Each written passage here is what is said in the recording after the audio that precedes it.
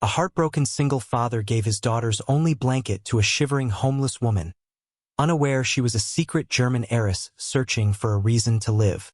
"You do not belong here," she hissed. The rain hammered down on the glass roof of the bus shelter like 1,000 desperate fists, relentless and wild. Leo clutched his daughter's small hand a little tighter, the biting cold of the November wind seeping through the threadbare fabric of his worn coat, a sensation he had grown far too accustomed to. Lightning flashed across the sky, illuminating the vast, indifferent city for a split second before darkness swallowed it whole, mirroring the flicker of hope that had just been extinguished in his own shattered heart. He was numb. The words of his former boss, Mr. Henderson, echoed in the sterile silence of his mind, each syllable a fresh shard of ice in his soul. Redundancies, economic downturn. Last one in, first one out. They were just words, crisp and impersonal, but they had splintered the fragile foundation of his world. He had pleaded, not for himself, but for Lily, his 6-year-old daughter whose world was already so small, so fragile. He had spoken of her persistent cough, of the rent that was already a week late, of the simple fact that this job was the only thing keeping them from the street. Mr. Henderson's eyes, polished and empty as marbles, had remained unmoved. The finality of the soft click of the office door closing behind him had been more deafening than any shout. Now, there was only the relentless hammering of the rain and the quiet, dignified weight of his failure. Lily, oblivious, hummed a tuneless song, her breath a small white cloud in the frigid air. Her innocence was a sacred, unbearable thing. It was a flickering light he had to protect from the gathering storm, even as he felt the darkness closing in on him. He had failed her. He looked down at his daughter, at the pale translucence of her skin and the faint, bluish tint beneath her hollow eyes. The doctor had called it a simple respiratory infection, but had stressed the importance of warmth and nutrition, two commodities that were now impossibilities. The worn pink blanket wrapped around her small shoulders was their only shield against the damp chill, a threadbare banner of a love that felt increasingly powerless against the brutal realities of their existence. Despair was a physical weight, a heavy fog that settled in his chest, making each breath a conscious effort. He felt a tremor run through Lily's small frame and he pulled her closer, his own body offering little warmth. His love for her was a raw, profound ache, a constant thudding in his ribs that was both his only reason to keep fighting and the source of his most desperate fear. What would happen to them? The question echoed in the cavernous emptiness that had opened up inside him. He had no answers. There was only the rain, the cold, and the unwavering trust in his daughter's gentle eyes. He had to be strong for her. He had to find a way. He just didn't know how. The bus finally arrived, its headlights cutting through the gloom like a weary sigh. He fumbled in his pocket for the last few coins he possessed, the cold metal a stark reminder of their dwindling resources.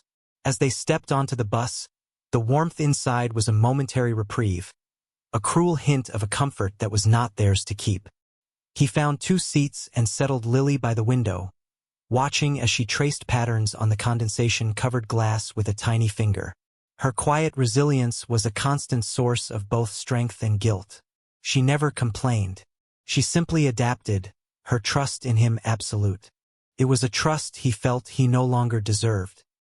He was adrift in a cold, unforgiving ocean, and his daughter was clinging to him as if he were a life raft, unaware that he too was drowning. He froze. The park was a skeleton of its former self, stark black branches clawing at a heavy, gray sky. Leo had decided to walk the last few blocks home, hoping the crisp air might clear the fog from his mind. But the biting cold only seemed to sharpen the edges of his anxiety. Lily, despite her cough, had insisted on a brief detour to see the ducks, a simple childhood request that felt like a monumental indulgence. They stood by the edge of the frozen pond, 2 solitary figures in a landscape of gray.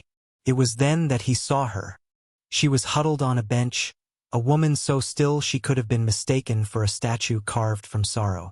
Her clothes were little more than rags, soaked through from an earlier downpour, and she was shivering violently, her body racked with tremors that were visible even from a distance. Her face was gaunt, her eyes hollow pits of a deep, unspoken despair that Leo recognized with a seismic jolt of empathy. He had seen that look in the mirror. He knew that particular shade of shattered. He felt an immediate, instinctual pull to help, a flicker of warmth in the cold cavern of his own misery. But what could he do? He had nothing, less than nothing. His pockets were empty, his future a blank, terrifying void. To help her would be to take from his own child. Lily tugged on his sleeve. "Daddy, she's cold," she whispered, her voice laced with the pure, uncomplicated compassion of a child. He looked from the shivering woman back to his daughter, wrapped in her threadbare but warm pink blanket. A moment of internal hesitation. A fierce, protective battle raged within him. That blanket was Lily's comfort, her shield. It smelled of home, of safety, of the love of the mother she barely remembered. Giving it away felt like a betrayal. Yet, to walk away felt like a betrayal of something else, something deeper, the very humanity he was trying to teach his daughter. He knelt down, his eyes meeting Lily's. "Sweetheart," he began, his voice cracking slightly. "That lady is very, very cold, colder than us. Do you think we could let her borrow your blanket? Just for a little while?" Lily's lower lip trembled for a second, her small hands clutching the worn fabric. Then, with a steady, unwavering resolve that mirrored the best parts of her mother, she nodded. She slowly unwrapped the blanket from her own shoulders and held it out to him. The selfless act, so simple and so profound, sent a wave of cathartic pride through him, momentarily washing away his own despair. He took the blanket, its familiar softness a tender ache in his hands. He walked over to the bench. "Excuse me, miss," he said gently. The woman looked up, her eyes startled, defensive. He held out the small pink blanket. "Please," he said, his voice quiet but firm. "You need this more than we do." She stared at the offering, then at him and the small girl standing beside him, a look of raw disbelief on her face. A flicker of something, not gratitude, but a deep, profound shock, passed through her haunted eyes. For a long moment, she said nothing. The silence deepened. She simply stared as if he were an apparition, as if his simple act of kindness was something so alien it defied comprehension. The world, for her, was a transactional place of power and leverage, of assets and liabilities. This pure, unprompted gesture from a man who clearly had nothing did not compute. It was a glitch in the cold logic of her reality. Finally, she reached out a trembling hand and her fingers brushed against the worn fleece. The contact was electric. A sob caught in her throat, a dry, brittle sound. "Why?" she whispered, the single word a testament to a lifetime of cynicism. "Because it's the right thing to do," Leo replied simply. He gently draped the blanket over her shaking shoulders. He didn't know it yet, but this moment would change everything. He offered her the last of their meager food, a small apple he had been saving for Lily's snack, and then, without waiting for another word, he took Lily's hand and walked away. He didn't look back. Anneliese von Brandt, heiress to a global shipping empire, sat frozen on the park bench, clutching a child's threadbare pink blanket as if it were the most precious artifact on earth. Tears she hadn't shed since her family's funeral streamed down her pale cheeks, hot and cleansing. She was found. The apartment was colder than ever that night. The absence of the small pink blanket was a palpable void, a missing layer of warmth that no amount of huddling could replace. Lily's cough grew worse, a harsh, rattling sound that echoed in the sterile silence of their single room, each bark a fresh accusation against Leo's decision. Doubt, cold and sharp, began to prick at the edges of his resolve. Had he done the right thing? Had he sacrificed his daughter's health for the sake of a stranger?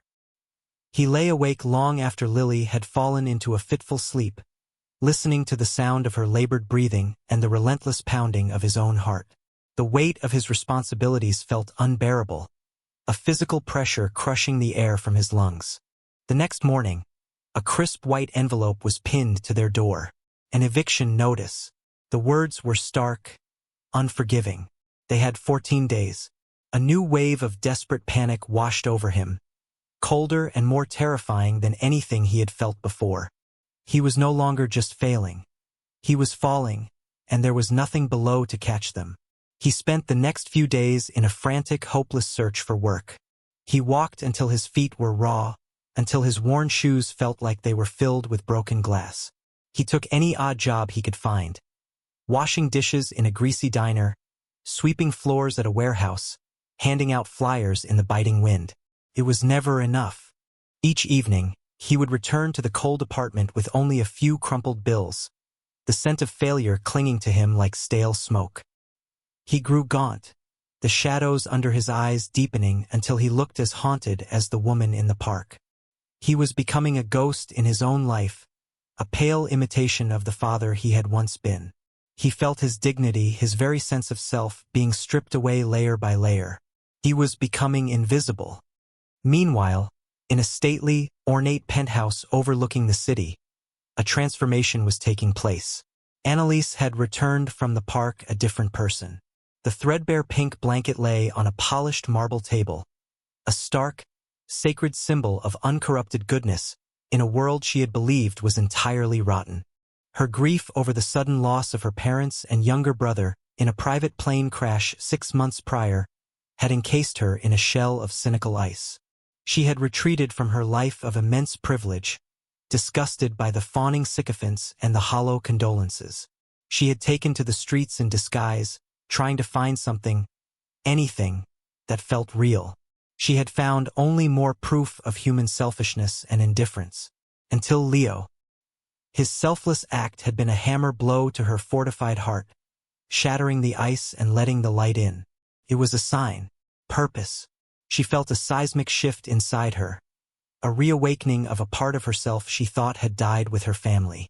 Her profound loneliness began to recede, replaced by a new, undeniable mission. To find this man and his daughter. To repay a debt she felt was immeasurable. She immediately mobilized the vast resources at her command. Private investigators, discreet and efficient, were hired. Within 48 hours, they had a name, Leo Vance. They had an address. They had the story of his wife's passing from a sudden illness 2 years prior, his recent unjust firing, his desperate financial situation. Every detail was a fresh pang in her reawakened heart. She knew she couldn't simply appear and shower him with money. His quiet pride, the dignified set of his shoulders even in despair, told her that such an act would be an insult. He would reject it. She had to be careful. She had to be clever. So she began her campaign of secret intervention. The first anonymous act was the most urgent. An envelope, thick with crisp $100 bills, enough to cover 2 months' rent and the doctor's bills, was slipped under his door in the dead of night. She watched from a sleek, black car parked down the street, her heart pounding as she saw the light in his window flick on. She imagined his disbelief, his relief. A warm glow spread through her chest, a feeling she hadn't experienced in a very long time. It was the beginning of his salvation, and of hers. She saw a glimmer of hope. Leo found the envelope the next morning. It was plain, unmarked, save for a single, typed word on a slip of paper inside. Hope. He stared at the cash, a thick, unbelievable stack of it. His first reaction was suspicion, then fear. Was it a mistake? Was it from someone dangerous? A loan shark he didn't know he owed? But the simple, powerful word on the note suggested otherwise. It felt like a miracle, a quiet whisper from the universe that they had not been entirely forgotten. With trembling hands, he counted it. It was more money than he had seen in years. The relief was so sudden, so overwhelming, that his knees buckled and he had to sit down on the cold floor, a dry sob catching in his throat.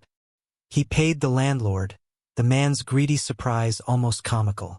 He bought Lily's medicine, the pharmacist's gentle smile a small beacon of normalcy.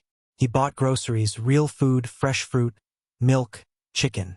The sight of their small refrigerator, full for the first time in months, made him weep with a quiet, cathartic joy. But the mystery of the money haunted him. He had no family left to speak of, no friends with that kind of wealth. The anonymity of the gift was both a blessing and a source of deep unease. A few days later, A large cardboard box appeared outside their door. Inside was a collection of new, warm winter clothes for Lily. A thick, padded coat, waterproof boots, soft woolen sweaters, and several pairs of thick socks. Tucked into the pocket of the coat was a small, exquisitely made wooden rattle, a simple, old-fashioned toy. There was no note this time, just the items themselves, a silent testament to a hidden savior's meticulous care. Lily's gasp of delight as she pulled on the new coat, its vibrant color a stark contrast to their drab surroundings, was a sound of pure, unadulterated happiness. Leo watched her, his heart a painful mix of gratitude and confusion. Who was doing this? Who was this guardian angel watching over them from the shadows? He felt a strange sense of being observed, not in a threatening way, but in a protective one. It was as if a gentle, invisible hand was steering them away from the edge of the abyss. He felt a sliver of security for the first time in a long time, but it was a borrowed security, one he didn't understand and couldn't control. He was a puppet, and a benevolent stranger was pulling the strings. The feeling was both comforting and deeply unsettling. He had to know who it was. He had to thank them. He had to understand. Annalise knew the time for anonymity was coming to an end. Her secret interventions had stabilized his life, but they hadn't addressed the core of his suffering. His isolation, his grief, his loss of purpose. She needed to get closer, to understand the man whose simple kindness had saved her. She couldn't approach him as Annalise von Brandt, the billionaire heiress. The chasm between their worlds would be too vast, too intimidating. So she created Anna, a quiet, unassuming art history student, a persona just plausible enough to explain her presence in his part of the city. She dressed in simple, tasteful clothes, jeans, a soft sweater, a plain coat. She left her gleaming cars and impeccable jewels behind. She wanted to meet him as an equal, to see if the connection she felt was real or just a product of her own desperate need for it. She orchestrated their chance meeting with the precision of a military campaign. Knowing from her investigators that he took Lily to a small, local library every Saturday afternoon, she was there, researching a paper on Renaissance architecture. She sat at a nearby table, pretending to be engrossed in a large book, her heart thudding wildly in her chest. When he walked in, holding Lily's hand, her breath caught. In the warm light of the library, he looked less haunted. The sharp edges of his suffering softened slightly. But the quiet dignity and the deep sadness in his eyes were still there. They were what had drawn her to him in the first place. She waited. Lily, as children do, provided the opening. The little girl wandered over to Annalise's table, her eyes wide with curiosity at the colorful pictures in the heavy art book. "That's pretty," she said, her small voice a soft hush in the quiet room. Annalise looked up, feigning surprise. She smiled, a genuine warm smile that reached her eyes. "It is, isn't it? It's a castle in Germany." Leo hurried over, his face flushed with apology. "I'm so sorry to bother you." "It's no bother at all," Annalise said, her voice steady despite the tremor she felt inside. She has a good eye. Their eyes met, and in that moment, a spark of recognition, of unspoken understanding, passed between them. He didn't recognize her as the woman from the park. She looked too different, too healthy. But he felt a sense of familiarity, a strange pull towards this gentle, quiet woman with the sad, steady eyes. They began to talk. The conversation was easy, natural. They spoke of books, of the city, of the simple joys of a quiet Saturday. Annalise found herself opening up in a way she hadn't with anyone since her family's death. With him, she didn't have to pretend. She didn't have to be the strong, commanding heiress. She could just be Anna, a lonely woman who found solace in old paintings. He invited her for a cup of tea back at his apartment, a hesitant, shy offer that she accepted immediately. The invitation felt momentous, a crossing of a threshold into his world. His apartment was small, sparse, but impeccably clean and filled with a warmth that had nothing to do with the temperature. It was the warmth of love, of a home built on a foundation of profound connection. It was everything her cavernous, sterile penthouse was not. As he prepared the tea in the tiny kitchen, she saw the new rattle, the one she had left in the box, sitting on the windowsill. Her heart clenched. She was here, inside the life she had been altering from the outside, and the reality of it was both terrifying and exhilarating. She was playing a dangerous game. The flickering light of the small lamp cast long shadows across the room, creating an atmosphere of quiet intimacy. They sat at a small, worn wooden table, the steam from their mugs of weak tea rising between them like a fragile truce. The sterile silence of the library had been replaced by a soft hush, the sounds of the city outside muffled and distant. It felt like a sanctuary, a small pocket of peace carved out of a harsh world. It was here, in this safe, dimly lit space, that the confessions began. He started, his voice low and laced with a grief that was still raw. He spoke of his late wife, Helena. He described her laughter, the amber hue of her hair in the sunlight, the way she had taught him to see the beauty in small, ordinary things. He talked about their dreams of opening a small bookstore, a quiet place filled with stories and comfortable chairs. He spoke of the sudden, brutal illness that had stolen her from them, and the hollow ache that had been his constant companion ever since. He confessed his deepest fear, that he was failing as a father, that he couldn't give Lily the life her mother would have wanted for her. Annalise listened, her eyes unwavering. She didn't offer empty platitudes or cheap reassurances. She simply listened, her steady, sincere gaze making him feel seen, truly seen, for the first time in years. Her presence was a quiet anchor in the turbulent sea of his sorrow.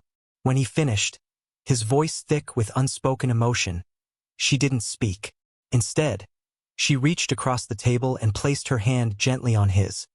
A simple, empathetic gesture that conveyed more than words ever could. The warmth of her touch was a surprise, a small spark that traveled up his arm and settled in his chest. Then it was her turn. She reciprocated, sharing her own tragedy, forging a bond over their shared grief.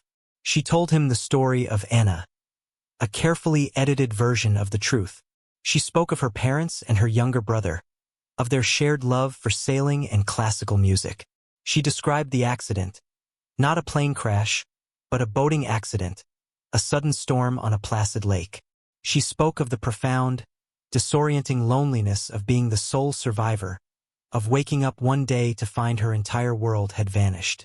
She didn't speak of the money or the empire. She spoke only of the raw human loss. She told him how her grief had made her bitter, how she had come to believe that the world was a cold, cruel place devoid of genuine kindness. Her voice cracked, the emotion she had suppressed for so long finally breaking through the surface.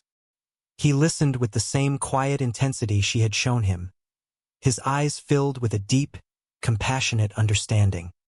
He saw past the facade of the quiet art student and glimpsed the shattered soul beneath. They were two broken people, finding solace in each other's fractured pieces. The bond forged between them in that small, dimly lit room was immediate and profound. It was a connection born not of romance, but of a shared, sacred understanding of loss. When she finally left his apartment that evening, the city air felt different, less hostile. A fragile tendril of hope had taken root in his heart. For Annalise, the experience was even more transformative. She had connected with him not as a benefactor, but as a person. The feelings she had for him were no longer about gratitude or a sense of duty. They were real, they were tender, and they were terrifying. She was falling in love with the man she was deceiving. A week passed then too. Leo's life had found a new, steadier rhythm. The anonymous gifts had stopped, but the money from the first envelope had given him a crucial buffer. He had found a part-time job stocking shelves at a local grocery store. It wasn't his dream, but it was honest work, and it put food on the table. The greatest change, however, was the presence of Anna in their lives. She became a regular visitor, a quiet, gentle force of warmth and stability. She would bring art supplies for Lily, and the three of them would spend hours drawing and painting at the small kitchen table. She would help Leo with his resume, her sharp intelligence and quiet encouragement boosting his flagging confidence. She fit into their small world so perfectly, so seamlessly, that it felt as if she had always been there. For the first time since Helena's death, Leo felt a flicker of something akin to happiness. He was beginning to imagine a future that wasn't just about survival, but about living. He wanted to do something special for Lily, something to celebrate this newfound sense of hope. He wanted to give her one perfect, golden memory, a day where she could just be a child, unburdened by the worries that had shadowed her young life. Using the last of the money from the mysterious envelope, he decided to take her for hot chocolate and pastries at the Gilded Spoon, a moderately fancy cafe downtown that they had often walked past, pressing their noses to the gleaming glass window. It was an extravagance, he knew, a foolish risk. But the look on Lily's face when he told her was worth any price. Her eyes, which had been so hollow for so long, glistened with pure, unadulterated joy. It was a beautiful, crisp afternoon. The sun cast a golden glow over the city, making the world seem less menacing. Leo put on his best shirt, the collar slightly frayed, and helped Lily into the new coat her secret benefactor had provided. As they walked to the cafe, holding hands, he felt a lightness in his step he hadn't felt in years. They were a family, whole and happy, if only for a day. The cafe was warm and smelled of cinnamon and chocolate. A soft hush filled the ornate room, the quiet clinking of porcelain and murmured conversations creating a soothing ambience. They found a small table by the window. Leo watched as Lily's eyes grew wide, taking in the polished marble tabletops, the plush velvet chairs, the tiered stands of delicate pastries. For a moment he felt a pang of insecurity. They didn't belong here. His worn jacket and Lily's simple dress stood out against the backdrop of impeccable suits and designer dresses. He pushed the feeling down. Today was for Lily. Nothing would spoil it. Unseen by him, Annalise had followed them. She had seen the joy on his face as he left the apartment with Lily, and her protective instincts had kicked in. She sat at a discreet table in the corner, hidden behind a newspaper, her heart aching with a tender, protective love. She just wanted to watch them, to see them happy. The scene was perfect. It was a fragile bubble of joy, and she didn't know that it was about to be burst. The trouble began with a spilled glass of water. Lily, reaching for a sugar cube with the uncoordinated enthusiasm of a 6-year-old, knocked her glass over. The water spread quickly across the gleaming tabletop and onto the crisp, white linen tablecloth. It was a small accident, a trivial event. But it was the only excuse Mrs. Gable needed. The manager of the Gilded Spoon, a woman with a face permanently pinched in a look of sour disapproval, had been watching them since they arrived. In her world, people were judged by their clothes, their watches, their aura of wealth. Leo and Lily failed on all counts. They were an unsightly blemish on her perfectly curated establishment. She descended on their table like a vulture, her expression a mask of cold fury. "What is the meaning of this?" she hissed, her voice low but carrying an undeniable menace. Leo's face flushed with embarrassment. "I'm so sorry," he stammered, grabbing napkins to soak up the spill. "It was an accident." "An accident?" Mrs. Gable sneered, plucking the damp tablecloth between her thumb and forefinger as if it were contaminated. "This is Egyptian cotton. It is ruined. You will, of course, be paying for the replacement." The public humiliation began. She spoke loudly, drawing the attention of the other patrons. Her words were sharp, cruel, designed to cut and to shame. She accused him of being a grifter, of bringing his child to a place they clearly couldn't afford just to cause trouble. She implied he was a beggar, a nuisance. Leo sat frozen, his body rigid with a mixture of shame and protective rage. He wanted to scream, to defend himself, but the words wouldn't come. He could only shield Lily, pulling her close as she began to cry, her small body trembling. He remained dignified, his back straight, his eyes fixed on a point just past the manager's shoulder, but inside, he was shattering. The fragile hope he had cultivated over the past few weeks was being ground into dust under this woman's heel. The other customers watched, some with pity, others with detached amusement. No one intervened. In the corner, Annalise's hands clenched into fists, her knuckles white.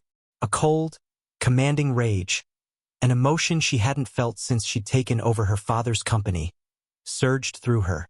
This was the cruelty she had come to expect from the world, but seeing it directed at Leo, at this good, gentle man, was unbearable. The time for hiding was over. She stood up. Her movement was calm, deliberate, but it carried a weight that made several heads turn. She walked towards the table, her posture shifting from the unassuming Anna to the powerful, confident Anneliese von Brandt. She made a dramatic entrance, her presence a sudden shift in the room's power dynamic. "That is quite enough," she said, her voice quiet but ringing with an authority that cut through the manager's tirade.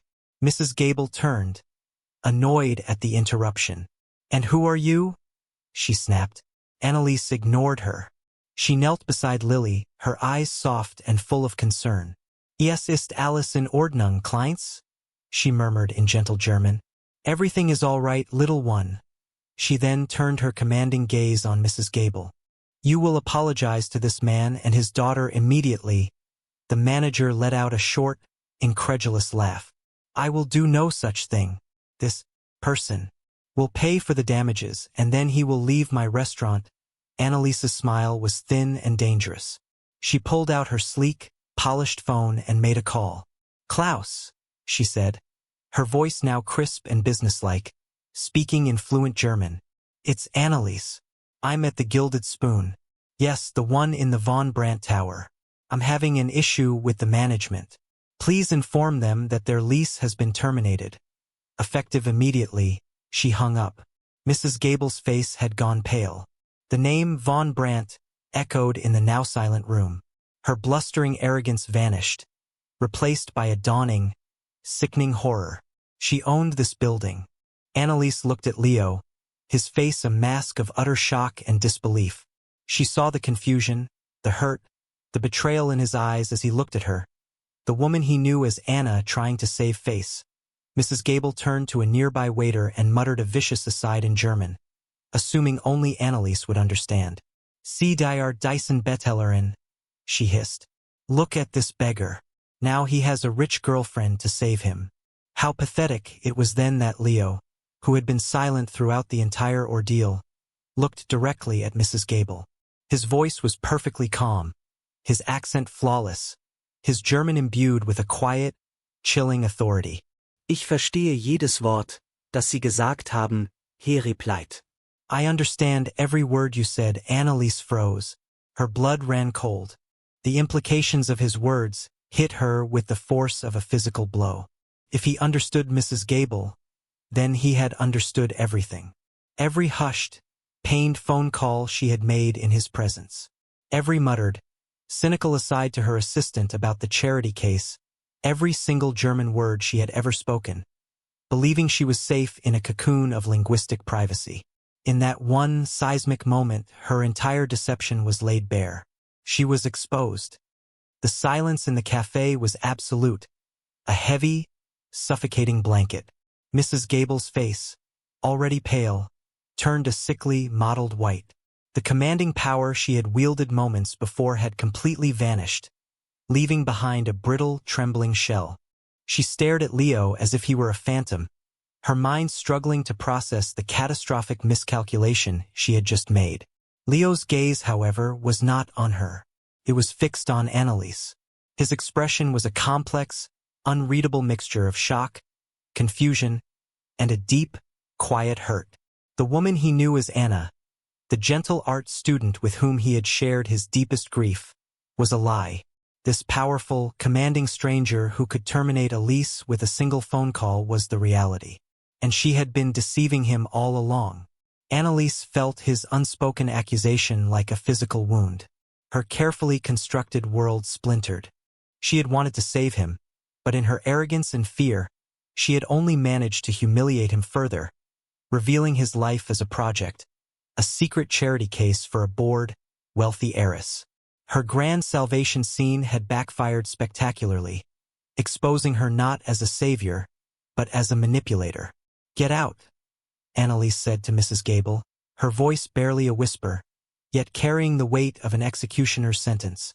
The woman didn't need to be told twice. She practically fled, her departure a pathetic scramble of lost dignity. Anneliese then addressed the stunned patrons. Everyone's meal is on the house today, she announced, her voice regaining some of its composure. Please, enjoy the rest of your afternoon. She turned back to Leo, her heart pounding in her chest. Leo, she began. Please, let me explain. He said nothing. He simply stood up, lifted a still sniffling Lily into his arms, and walked out of the cafe without a backward glance. The soft click of the door closing behind him echoed the sound of her own heart cracking. He was gone. She found him at the park, sitting on the very same bench where they had first met. Felt like a lifetime ago. He was staring at the frozen pond, his shoulders slumped in a posture of weary defeat. Lily was asleep in his lap, her face peaceful, tear tracks still visible on her pale cheeks. Annalise approached slowly, her expensive shoes making no sound on the gravel path. She stood a few feet away, not daring to get closer. Her name was Helena, he said, his voice flat, devoid of emotion. He didn't turn to look at her. My wife. She was from Berlin. She taught me German. We used to speak it together. It was our language. The simple explanation was more devastating than any accusation. It meant he had understood everything from the very beginning. Every lie, every evasion, every secret conversation. Annalise finally broke. The tears she had been holding back streamed down her face. I am so sorry, Leo, she whispered, her voice raw. I never meant to hurt you. I only wanted to help. Why? He asked, the single word filled with a universe of pain. Why the lies? Why the elaborate game? And so, she told him everything. Not the edited Anna story, but the whole, unvarnished truth. She told him about her family, the plane crash, the crushing weight of her grief and guilt. She told him about her cynicism, her disgust with her own world, and her desperate search for something real. She described seeing him on this very bench, a man with nothing, giving away the last thing he had to a complete stranger. You don't understand, she said, her voice cracking with a sob. You didn't just give me a blanket that day. You gave me a reason to live. You saved me, Leo. I was the one who was freezing. She explained the secret gifts, her fear that he would reject her charity, her clumsy, misguided attempt to get to know him as a person, not as a project. She confessed that she had fallen in love with the kind, dignified man who painted with his daughter and spoke of his late wife with such tender reverence. When she finished, a heavy silence fell between them once more. He finally turned to look at her, and for the first time, she saw not anger, but a profound, weary sadness in his eyes. I knew, he said quietly. I knew someone was helping us. I understood your phone calls, the arrangements for the groceries, the clothes. I thought you were some kind of social worker assigned to us. I was too proud, too ashamed to say anything. He took a deep breath. The lie. It hurts, Annalise. But the truth, the reason behind it. I think I understand that. He looked down at his sleeping daughter, his expression softening. You showed my daughter kindness. You showed me kindness. In the end, that is all that matters. It wasn't forgiveness. Not yet. But it was a start. It was a glimmer of hope in the wreckage of her deception. She had come to him as a savior, but now, stripped of her wealth and power, she was just a woman, asking for a second chance from the man whose goodness had changed her world. She had offered him security. He, in turn, was offering her grace. 1 year later, the sunlight, a warm golden glow, streamed through the large bay window of a beautiful, stately home filled not with ornate, sterile furniture, but with comfortable couches, overflowing bookshelves, and the happy clutter of a family that truly lived there. The air smelled of baking bread and fresh coffee. Lily, now 7 years old, healthy and vibrant, sat on the floor, her laughter echoing through the house as she played with a large, fluffy dog. She looked up as Leo and Annalise walked into the room, hand in hand. The change in Leo was remarkable. The haunted, gaunt look was gone, replaced by a quiet confidence. The deep sadness in his eyes had been softened by a new, gentle light. He wasn't idle, a man kept by a wealthy woman. Annalise's resources had given him a platform, and he had built something meaningful upon it. He now ran the Helena Vance Foundation, a charitable organization they had started together, dedicated to providing emergency assistance to single-parent families on the brink of poverty. He had found his purpose again, not just as a father, but as a force for good in the world, honoring his late wife's memory in the most profound way possible. Annalise, too, was transformed. The icy shell was gone completely, melted away by the warmth of love and family. She had found the home she thought she had lost forever.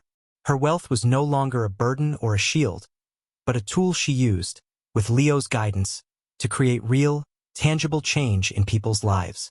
They were partners in every sense of the word. He had grounded her, and she had given him the wings to fly.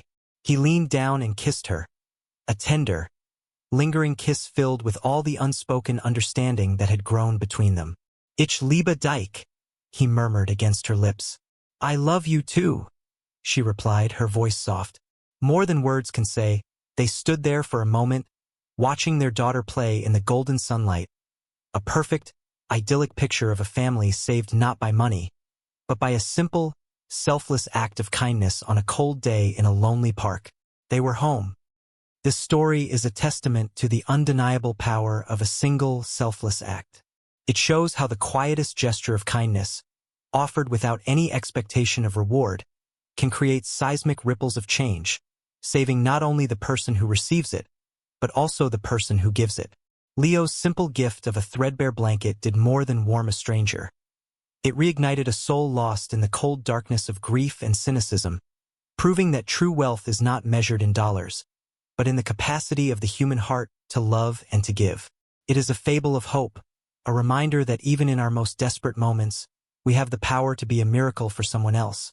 And in doing so, we might just find the miracle we have been searching for ourselves. If this story touched your heart and reaffirmed your faith in the goodness of people, we hope you'll continue to follow our journey. We believe that stories are more than just entertainment. They are a source of inspiration and a reminder of the profound connections that bind us all together as human beings. Please show your support by clicking the like button, sharing this video with someone who might need a little hope today, and be sure to subscribe to Soulful Love Tales for more soul-stirring stories that celebrate the best of the human spirit. Your engagement helps us continue to create heartwarming and inspiring content that brings a little more light into the world. We'll see you in the next one.